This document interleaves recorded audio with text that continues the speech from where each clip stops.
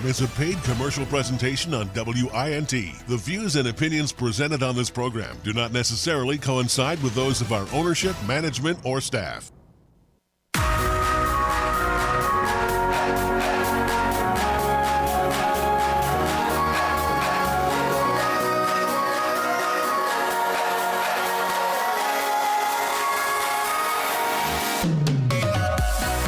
Welcome to Tech Talk 2020 with Sanjay Parker, the show where we get smarter together.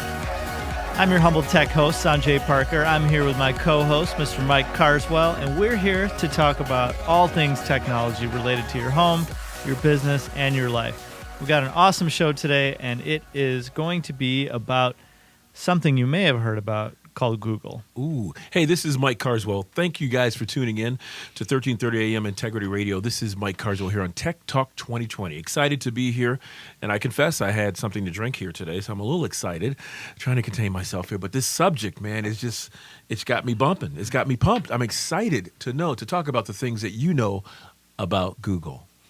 Thank you, Mike. And we are going to get smarter together. So, always. Remember back in the day, early internet days where you could find all of these sites, and maybe there were 2,000 sites or 5,000 sites on the web. This is like mid-90s.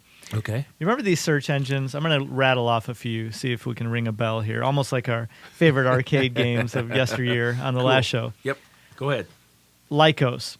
I vaguely remember Lycos. Alta Vista. I do remember Alta Vista. Hotbot. Hotbot? Hotbot. No, BOT? Yeah. No, I missed that one. Excite. I do remember Excite. I hope you say my favorite one. Go.com. Mm-hmm. I know my favorite one back in the day was Ask Jeeves. Oh, man. You remember that? I remember Ask Jeeves, but I like Dogpile. Dogpile. Still around. And Ask Jeeves is ask.com. Oh, wow. Cool. There's actually a web search engine that came out towards the end, and I don't think it's around anymore. It's actually pretty innovative. It's called Raging.com. Not heard of that one. And that was kind of a pre-Google way to do it. But back in the day, the dominant search engine was Yahoo. Wasn't it? Well, let me ask you this. Where's Internet Explorer fall in that? Were you viewing that as a search engine as well? No, it's just a browser. Just a browser, And okay. what happened is recently Microsoft started bundling its own search as default in Internet Explorer as Gotcha. Bing.com. Bing, If you download Chrome, Yep. Default search is going to be Google within there. Gotcha. So, we'll talk about how important that search is. So back in the, late 90s, mid 90s, it was a nice convenience, right? So we know that the internet is made up of interconnected machines. They all have something called an IP address. Mm-hmm.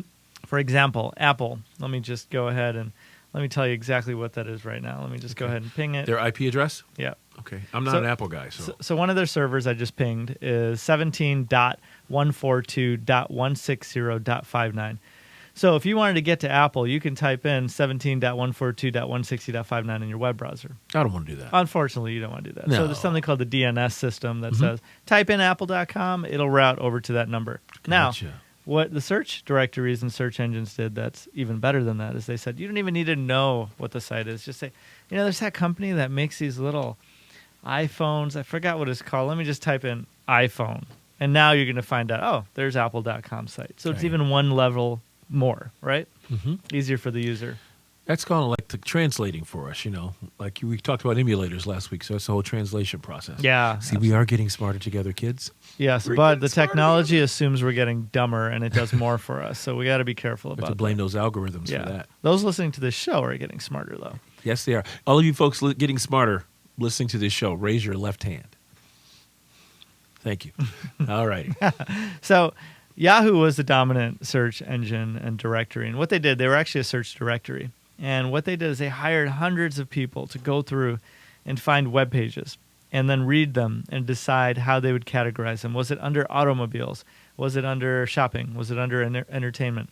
That was great when there were just several thousand sites on the web. Mm-hmm. But as we got to millions of sites, that Yep. just couldn't scale. And it wasn't fully accurate. And it was a problem. So back in the late 90s, probably 96, there was a guy named Sergey Brin, actually. Sergey. Mm-hmm. And his buddy, Larry Page, those are the founders of Google. They had a little research project at Stanford University out in Palo California. Alto. Yep, Mm-hmm. Palo Alto. And they said, I've always wanted to, Professor, for my project, I've always wanted to categorize the web using mathematical formulas and just create it as a graph to really understand, even though we know it's this random web of interconnected sites, there's got to be some way to categorize it formulaically. And so the instructor said, you know what? That's a good idea. Go for it. Mm-hmm. And so he created a little project called Backrub. And what he found after he did all this data analysis and research is that the way to get to good results was not to go ahead and tell people what they should, find when you search something and categorize it themselves. He said, let's let the people do the tagging because what's important to them is going to be important to other people. So the first thing they did with this algorithm they called PageRank algorithm, this is the heart of Google even today. Sure. They said, if you've got a website, say, Mike, you have a website. Mike.com. Mike.com. Yep. And there are 10,000 people talking about your website, referencing it. There's 500 other websites that link to you saying, this is the authoritative Mike.com. You need to get to it. Then we know that's the most valid result. Now, we've got that as a numeric value. When you type in Mike, that site's going to come up first. So what you're saying also is that letting the people decide simply puts it like this. I'll use a YouTube example. So every now and then I'll pull up a song that I haven't heard or a new kids, what's cool and what's hip with the kids, that kind of thing. I'm trying to catch up with it. And I'll go to a site and see that Justin Bieber has 97 million, whatever. Why'd I have to say his name? It always I think sparks that's a reaction. 2 or 3 shows in a row. Okay, good. Oh, yeah. Hey, but what it is there's some level of accounting going on that allows us to see where people are going. Is that kind of what you're saying in Mike Carswell language? You're right, absolutely. And Absolutely. YouTube uses that same type of approach. If something has 97 million views, it's going to show up higher because they're assuming that's what you're looking for. Got ya. That's also a validation and a trust issue. So if I've got a website called Burger King with 2 I's in it, .com, or say I spell it right, even, I go ahead and I squat somebody's domain. I take it like a cyber squatter. Sure. And they can't use it. And so they're trying to use they're put up another site. They can't beat me in court because there's a great big company named Sanjay and I already have Sanjay.com. I can legally say I really wanted that. This happened with Tesla Motors, actually. Okay. Somebody had Tesla.com and he actually only wanted to use it for his own personal email. He was a fan of Nikola Tesla. He was an engineer. And he said, no, sorry, I don't want to sell it. Tesla took him to court, and they actually lost because they couldn't take it. He had a legitimate reason to have that. Wow. He had it before Tesla started. But let's say, so how is Tesla? How does somebody know that I don't want to go to this guy's home-based mail server versus the Tesla Motor site? Well, Google knows that Tesla has the most amount of backlinks. It has the most amount of people talking about that site. That is the definitive site to go to. So it's also a trust issue. Or if I'm trying to steal some of Tesla's business and I create something very similar, Google still knows that this is the authoritative domain that people should go to. Okay, so Google knows that. How's Google aware of that information? How does that get to them? It's because of that PageRank algorithm that says there's a quantifiable number that says here's how many people talk about this site. Here's how many other sites reference it as legitimate. And here's how much, now they say, here's how much traffic it's getting. Here's how appropriate it is. And then they put that in and they deliver it to you in a fraction of a second. Awesome. Hey, by the way, just so you know, Mike.com does not exist. Did you just try it? I sure did. Somebody's got to get that. What I'm a sure they bummer. have it. It's somebody's email server. Oh, yeah, that's a site that everyone's going to be running to because they want to hear what I have to say. If Mr. Carswell doesn't get it, Mr. Jordan will. So some other great Mike. Who's he? Very funny story. Actually, I was in Charlotte, North Carolina. I want to give it 10 years ago, and working for a software company. And the gentleman that I wanted to take to a Charlotte Hornets basketball game was unable to come. So I have a friend down there. Her last name is Jordan. And I wasn't going to take her to the game. But I said, why don't you just grab your husband? He can come with me. And this is a 6'1" white guy with a ponytail. His first name is Mike. So I actually went to a game in Charlotte with Michael Jordan. Does that mean anything? It's really bad for that guy. It's like that commercial, that Pizza Hut commercial where they ring the doorbell. Mr. Jordan, and he's all excited, and a white ponytail guy comes out, and he's like, oh. And then there's the chauffeur waiting at the airport. Mr. Michael Jordan, and then they see this other short Asian guy, and he's like, oh. So I guess it's not really all that exciting to have your own site. Mike.com is where we're headed here. So That's right. we should Google that, though. We should. How many Michael Jordans are there? Oh, man, there's quite a few. We can get into the census records for that. But anyway, another show. Google. So check this out. So Yes. you talked about this earlier, Mike, before the show started. You said, you talked to some of your daughter's friends, and they use Google as the authoritative search for questions that they have every day. Sure. Don't we all do that? If I want to know where I was going today, my wife and I were actually looking for a Subway. We were in Solon. So where's the closest Subway in Solon? Boom, I hit Google. Google Maps took me right there. I don't have to think. We looked for a Metro Park after that to sit at a park bench, or not a bench, but a picnic table and have it outside in the beautiful sunshine today. We Googled, there was a Chagrin reservation. So Yep. we rely on it quite a bit. I don't know what we did 25 years ago. Well, right. Absolutely. Absolutely. I find things while I'm on a phone call talking with a client or team members and nobody knows the answer. I'm Googling it. Yeah. Other people are Googling it now. It's a verb now. Yeah. To Google it. Well, to be googly before was kind of actually I was talking to some of the old elder statesmen in the radio station tonight, and we talked about Barney Google. There used to be a restaurant called Barney Google's out in Northfield, or Richfield actually. And then also Barney Google was a cartoon character from the 50s.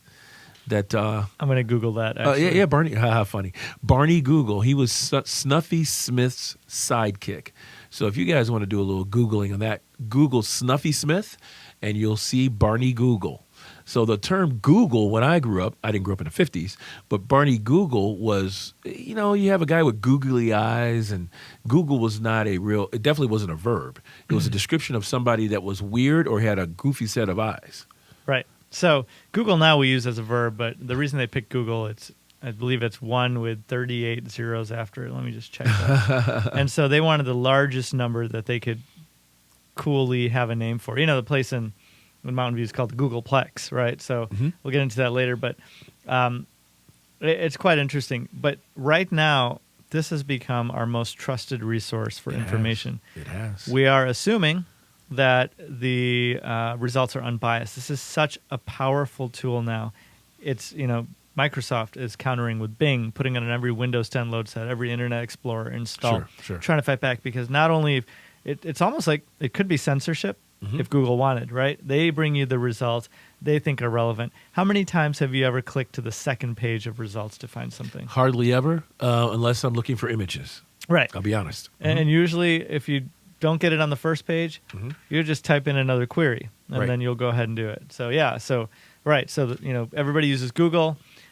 Some people are using Bing now, and then Yahoo is a distant third. So these are really, Google is still about 2/3 of all search traffic. Now, let me tell you what they get out of it.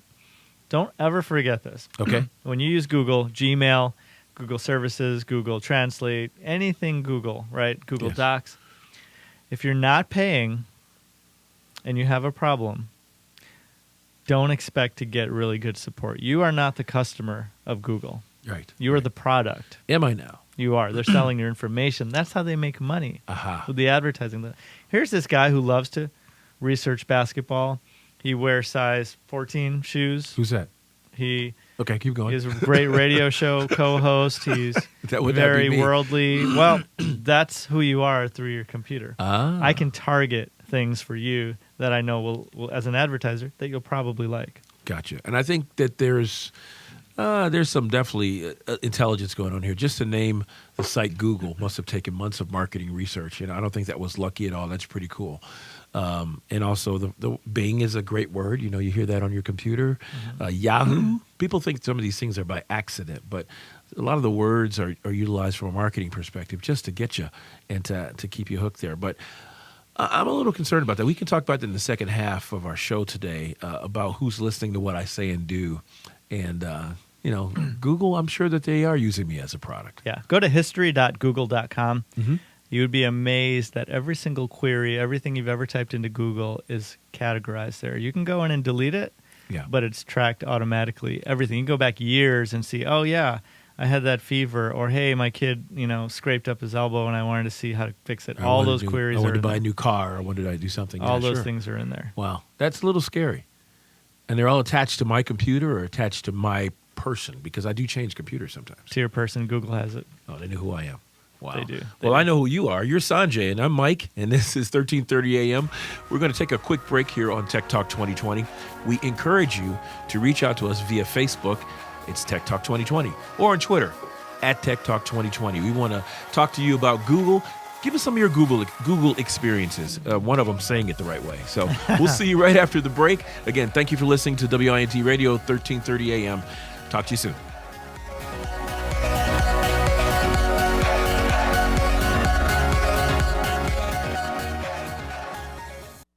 At Pat O'Brien Chevrolet, we service all makes and models of cars and trucks. No matter what you drive, foreign or domestic, our technicians can keep your vehicle in top shape. Major repairs, tires, or a quick oil change, we can take care of you at Pat O'Brien Chevrolet.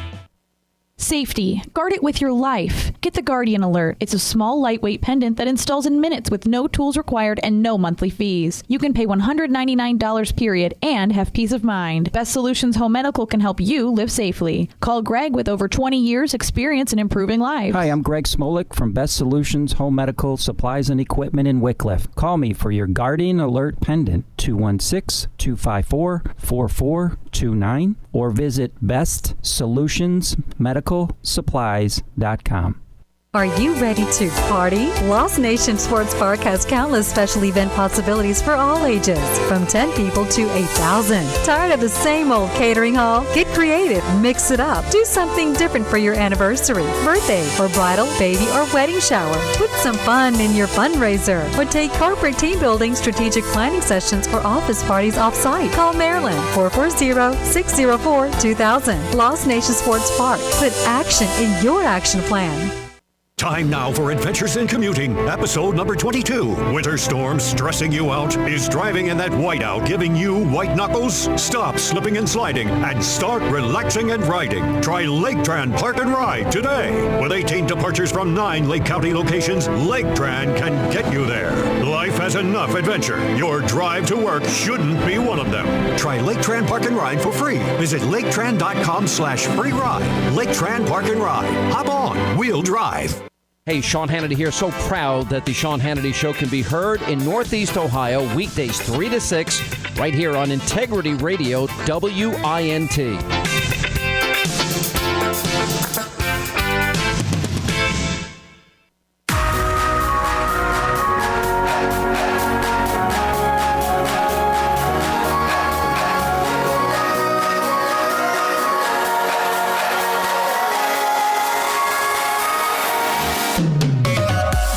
Welcome back to Tech Talk 2020 with Sanjay Parker. We're the show where we get smarter together. Thank you guys for joining. I'd like to thank our sponsor today, CleavSpace Interactive, frictionless IT for your business. Call them at 440-360-7360 or check them out at cleavespace.com, CLEVESPACE.com.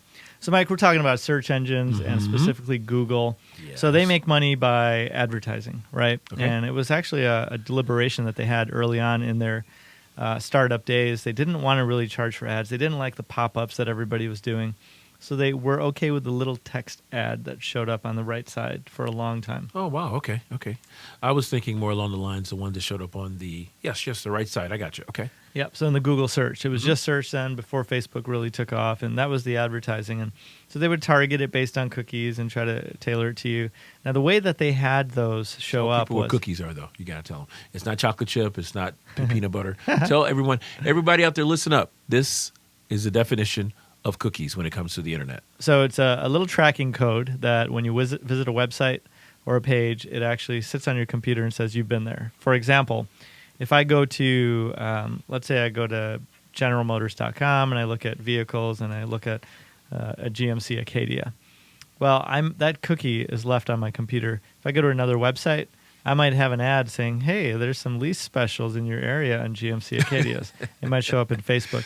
That is how they know, because they know what I'm looking for. And they're giving me information again, calling me back saying, we know you looked at this before. If you didn't buy it yet, come check it out. I mean, Hansel I think and Gretel, man. That's intelligent marketing. Is that Hansel and Gretel? They left crumbs in the throughout the forest to show where they were going, that kind of a thing? Kind of. I got the wrong story. Me and my fairy tales. I apologize. But okay, so yes. So what they said was, here's the innovation they had with advertising, and we'll move on because there's more exciting things to talk about today. But they said that not only do you pay per click, so every time you click on one of those ads, the advertiser pays money.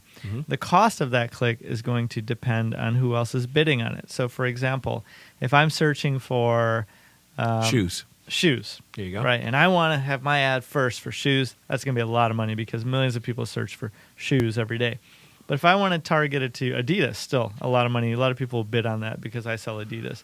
If I want to target, let's say, a specific brand or a small type of shoe that doesn't have much volume, not many people are going to be bidding on it, these other advertisers, and it's happening in real time. I can get that for maybe 10 cents a click instead of $3 a click. $3 a click. Now, a click does not ensure a purchase. Absolutely not. Holy smokies. No. I could add up quick. $3 is pretty cheap. Actually, I can go to my competition, be a little snarky here, and click on their ad over and over again. That happens. It costs them. That happens. Right. So every time you search for, let's say you search for Apple, and then on the left-hand side, that's the true unadulterated search results. There's no priority base except for the algorithms. Click on Apple there, Apple doesn't pay a penny. If you see Apple's ad to the right and you click on it, Apple probably paid a few dollars for that. Okay. So that was how it used to be, or that's how it is now? That's how it is today. Oh, okay. So in other words, if I'm in the normal lineup of Google selections, which would be if we were searching on sunglasses, the top 20 would be on the first page. And so on the left-hand side where the results are, there's no additional cost as an advertiser there. However, on the right, which leaves me an opportunity to advertise a little bit more, that's going to cost me per click if I'm selling my sunglasses there. Yep. Okay. Yep. Mike.com sunglasses. Check me out. So cool. And it wouldn't cost the consumer anything, of course. It's the people or companies advertising. So that's how they started monetizing it, and they became big, and they did all this stuff. So how big are they? Google? Yeah. Oh, ridiculous. I mean, they had to split into two You like to say companies. billions. Come on. Billions, Mike. Billions. No, I've been to California for a few things. I used to work for a pharmaceutical company whose headquarters were in Palo Alto. I've been to a few conferences in San Francisco. Wonderful food there.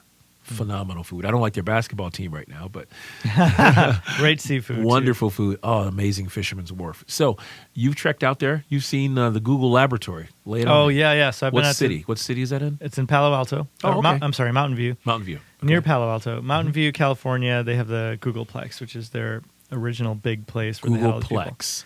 All the rumors you hear about it are true. I haven't heard any. For example, enlighten me.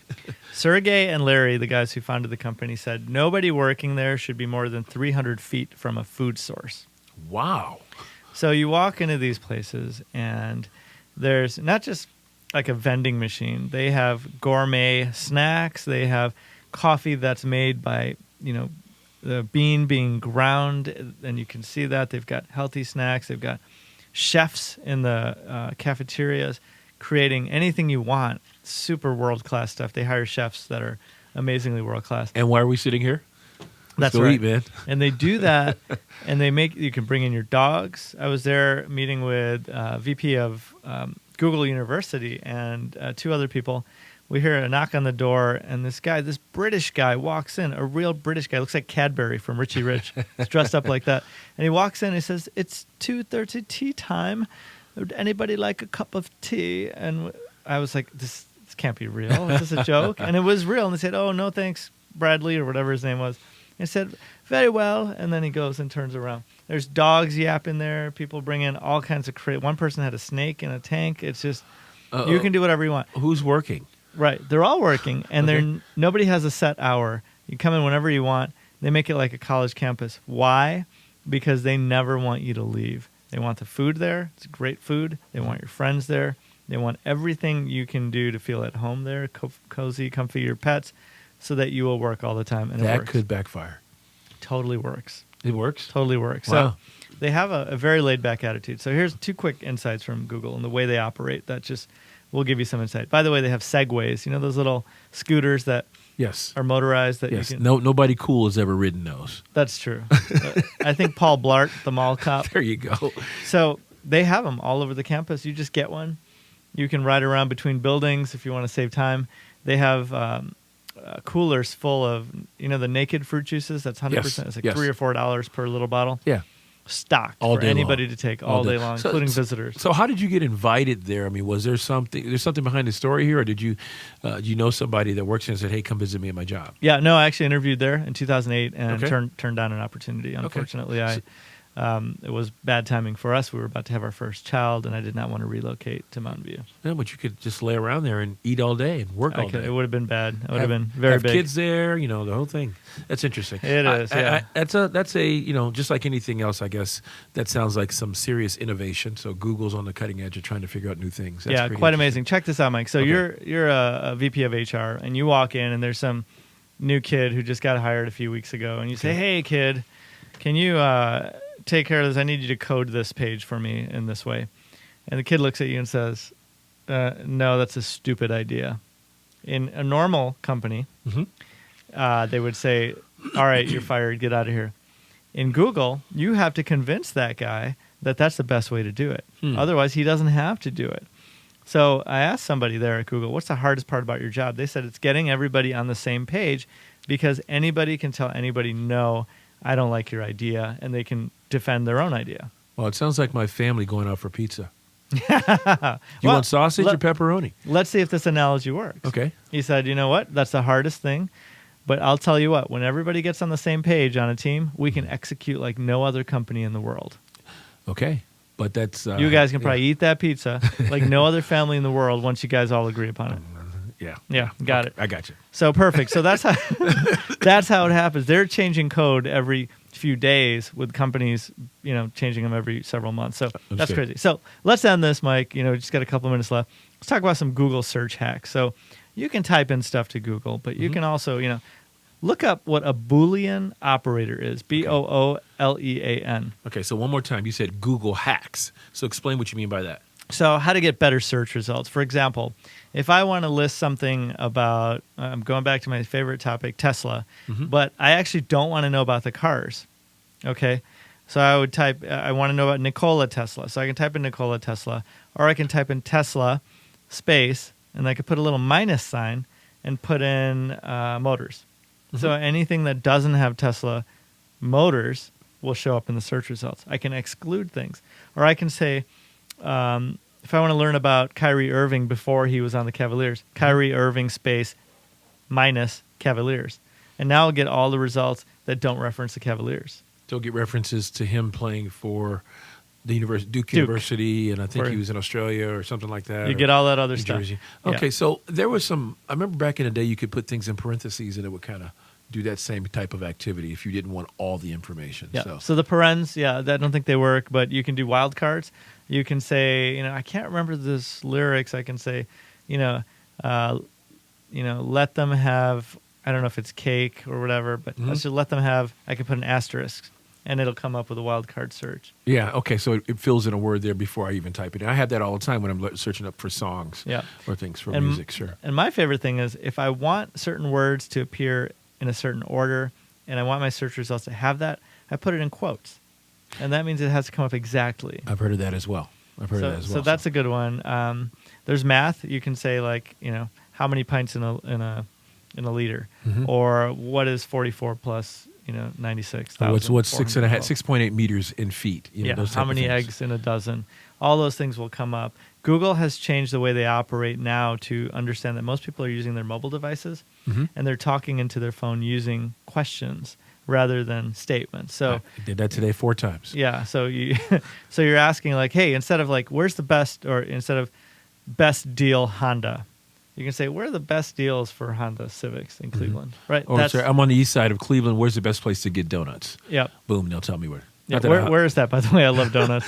That's right down the road. I can't do any free commercials, but they say they're very close. That's awesome. So lots of cool things to do with Google that you can really use it. It's almost like an application instead of just a search engine. So Google hacks, and there's a whole bunch of cool things you can do. So you can look up in Google and Google hacks. It'll probably be some answers about how to hack into Google. You can Google hacks, but you can't Google history, because then it shows up a little bit different. If you want to learn about the history of Google, you have to Google history of Google, not Google history. And put in quotation marks.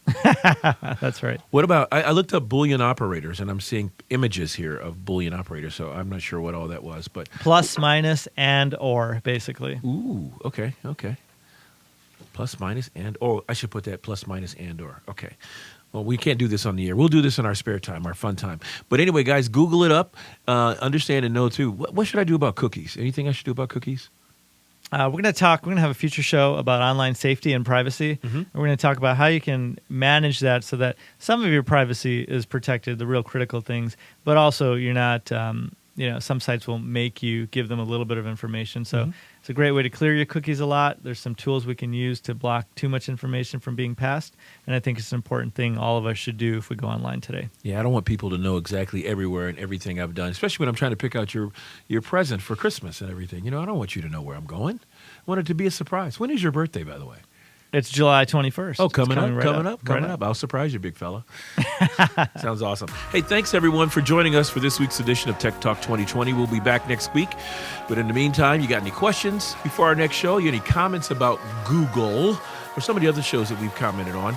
Just hit us up at Tech Talk 2020 on Facebook or Tech Talk 2020 at Twitter. This is Mike Carswell tuning out. Thank you for listening to Tech Talk 2020 on Integrity Radio, 1330 AM and WINTradio.com. Thanks, everyone.